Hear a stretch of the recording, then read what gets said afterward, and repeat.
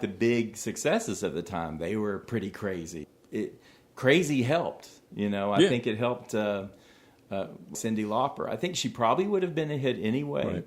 but to see her, like Girls Just Want to Have Fun, you hear that song, it might be a novelty song back in the radio day, but when you see her and you see these other women and they're out cavorting around and everything, you remember that video. And it's like, I think a lot of songs that might have been modest hits became bigger hits. And there were some groups that made the transition really well, and there were some that couldn't make the transition at all. And some who hit it right at the right time, like the Talking Heads.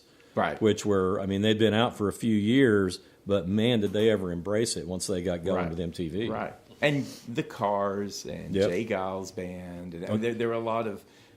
you mentioned the Jay Giles Band. To me, that's like one of the greatest success stories of MTV is they were a really good, just straight-out rock and roll band. And then they released Centerfold and have this great video to go with it. And it's like, they're huge. I remember the video in the classroom, and I remember the girl dancing around, in their lingerie. No. It wasn't nearly as racy as the lyrics might imply. They're dancing in the lingerie. Yeah, but yeah. No, it's. I'm just believe me, I remember that video. Every frame of that. Well, just Centerfold. They weren't naked, No, they've got their little nighties on and stuff. Yeah, they had their little. But no, PJs.